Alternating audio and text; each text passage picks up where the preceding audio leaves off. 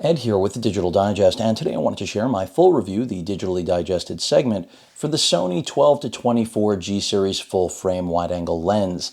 Now, at a little under $1,800 US, it is expensive, but in my experience, I can tell you right now, this is, in my opinion, the best native wide-angle lens in Sony's lineup.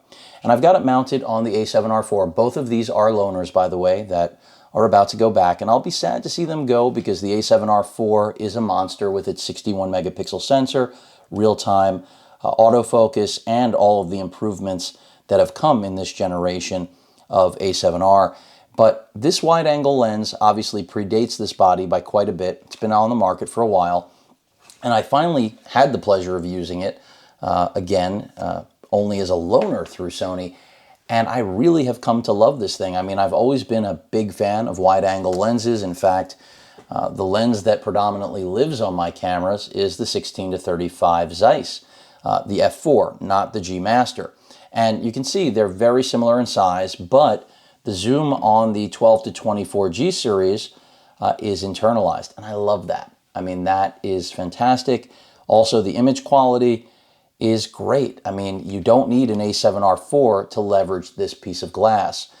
Very little distortion across the range, and I would say the only real downside is its price, which again is not inexpensive, but also not ridiculous.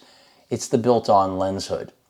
And this is just because of the design of the elements that this had to be part of it, and that's why we have the funky lens cap that, you know, if you lose it, you're going to have to buy a new one.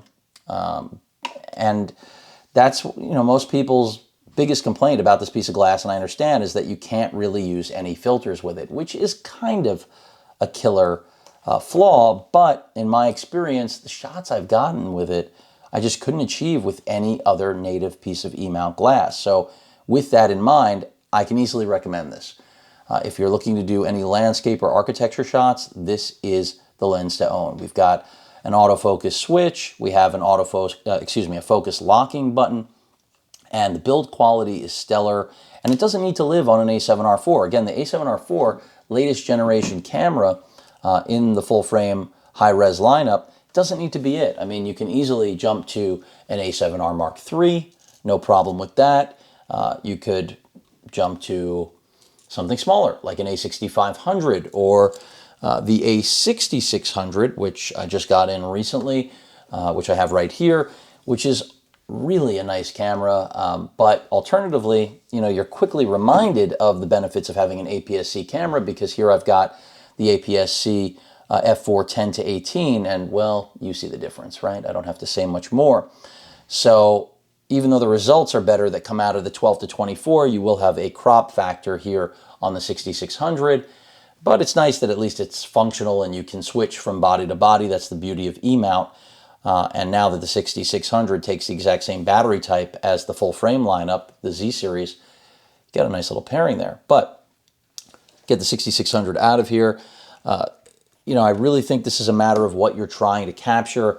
What is the range that you're trying to fill? And the 12 to 24 is kind of a dream lens for me. I've always had my eye on it since it launched, and now pairing this with the lineup of glass that I would use regularly, I'll show you what that really amounts to. And this is why I'm very tempted to pick it up just to use with my A7R III. As many of you know, I'm a big fan of the PZ 28 to 135.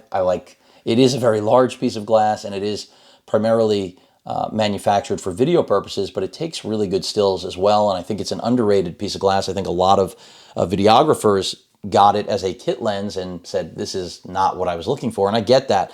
But if you want the best of both worlds, I think it's tough to beat at its price point. And yes, they did come out with a refresh to it, which is $1,000 more, but it also threw stills out the window. So Sony did answer what, you know, videographers were looking for, but I feel like hybrid shooters like myself were left in the dust. But with those two lenses, I now have my 12 to 24, then 28 to 135, which I've got a power zoom, which I love.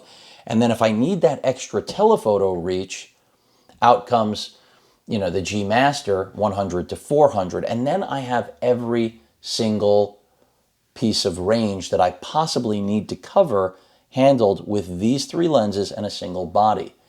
And I really like this combo, I have to say. So I'm thinking long and hard about whether I'm going to pick one of these up.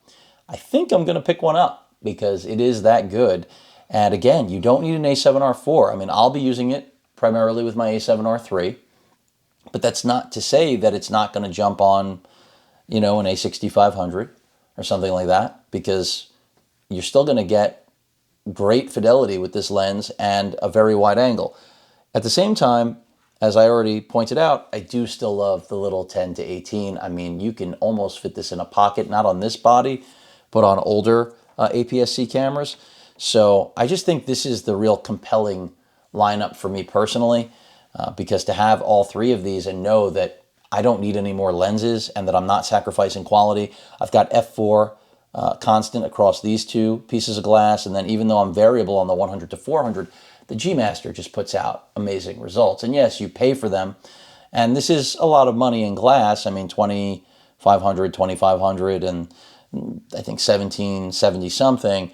But I already own these two, so to complete the package to get this and update from my entry-level Zeiss wide angle, I think it may be time. I mean, my birthday passed not too long ago. Maybe a belated birthday gift to myself. I don't know. But I'm convinced. I mean, this gives me a new range that I love, and something that, I don't have with any other piece of glass in my arsenal.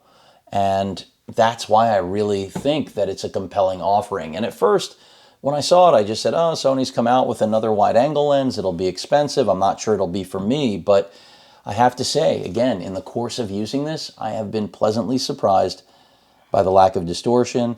And if the biggest pitfall rather, is that you can't get a filter on here and that the lens hood is built on and that it's got a proprietary cap, I don't think that's so bad. I mean, again, fit and finish, form factor is fantastic, and all the images that I've gotten out of it and the video, it has stabilization, and then if you pair it with a body that's stabilized, the video is fantastic. So I just can't wait to see what 4K at 60p is going to look like coming off of a lens like this.